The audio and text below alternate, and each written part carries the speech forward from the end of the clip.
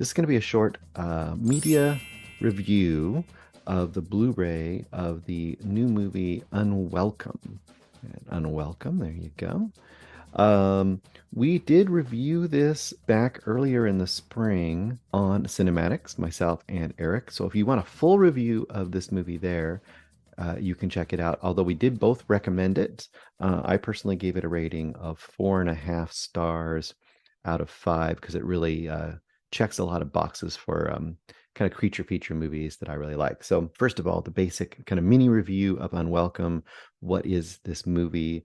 It's directed by John Wright, who also did Grabbers about a decade ago, done a few other things, but has a real eye for kind of fun, somewhat humorous, somewhat not, genre movies, especially they seem to involve creatures of some sort. In this case, the creatures are called the Redcaps. And what is the basic story here? So we have a couple, Maya and Jamie, and it starts out in their in an urban setting, and they have a incident where they basically get assaulted by some ne'er-do-wells in their home. Very traumatizing. Recently, they found out they're going to be parents. So we flash forward very quickly, months later, and now Maya is about to give birth very soon, and they have inherited a kind of a country manor, not huge, but it's a nice kind of a cottage out in the Irish countryside next to a little village. So that sounds like, okay, well, country folk versus city folk, fish out of water kind of thing, which there is elements of that. But they had a family member to live there, so they do have a connection or a tie with that area, even though they personally hadn't lived there. As they kind of start to set up shop, they find out that there's a legend of the red caps, which are little creatures, almost, they even talk about in the movie, like they're not really quite leprechauns, but they're almost like little goblins, and say there's tale of these living in the woods outside of the walls of their little house, and that you are supposed to give them a daily blood offering, and that blood offering could be something as simple as a piece of liver, or a piece of raw steak or something, but you have to do it every day in order to stay in the good graces of these red caps. And if you don't stay in their good graces, they might come for you. That's kind of the basic setup, right? You think you're going to have this kind of possible antagonistic creatures, living right outside of the walls of this little cottage with this young couple who have already dealt with the trauma. But the main kind of thrust of the first good chunk of this movie is them trying to kind of refresh this house. It's kind of to disrepair, getting it repaired and stuff. So they hire a local family to help them, not knowing this local family is kind of known as kind of rough and tumble and not very great people in the area.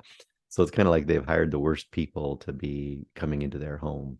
And knowing what has recently happened to this couple, that leads to a lot of kind of conflict with this family that's doing the renovation, and also with just Jamie the guy being kind of really meek and not standing up to people, and Maya being much more assertive, but being pregnant and somewhat vulnerable herself. There's a lot of different tensions going on there.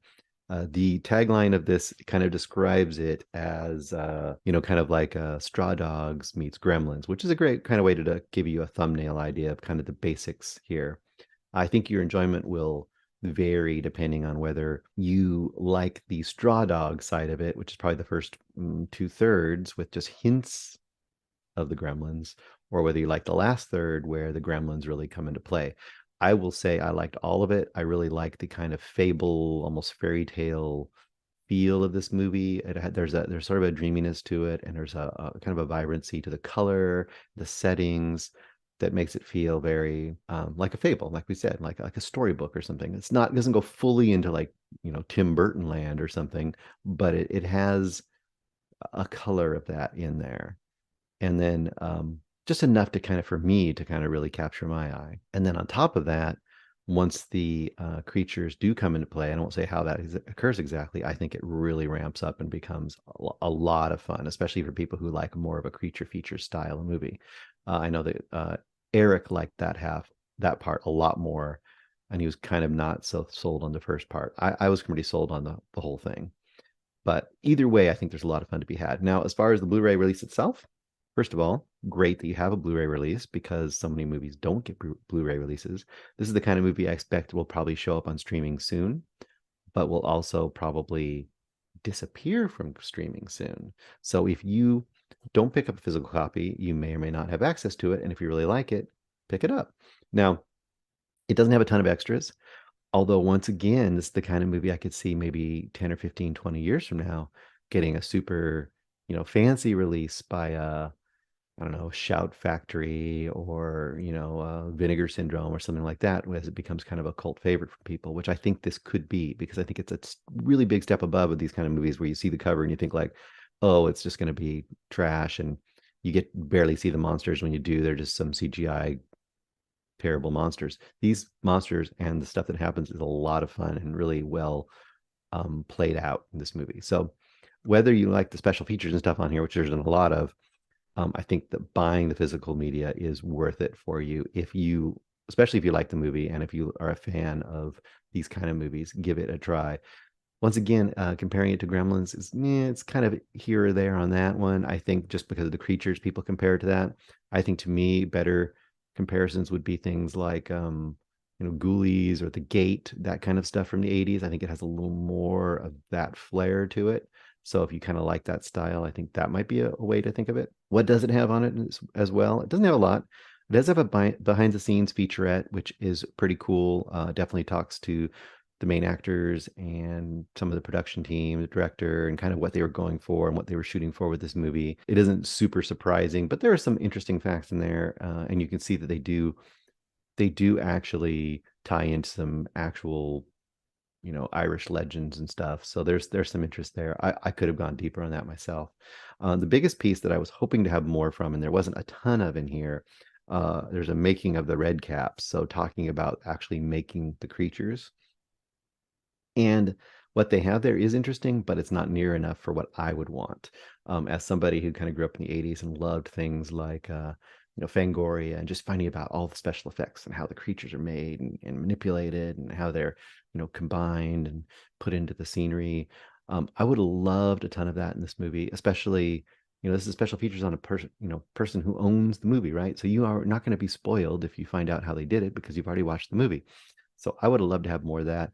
They do social sculptures of the heads of the different red caps and kind of their design and what they were thinking about when they were making them and trying to make them look all unique, and how they're combining practical effects with some CGI to move the facial features and things but see, I wanted to know exactly what they did. How much was practical? How much wasn't practical? Because it feels like a fair amount of this is practical, which I also appreciated about it.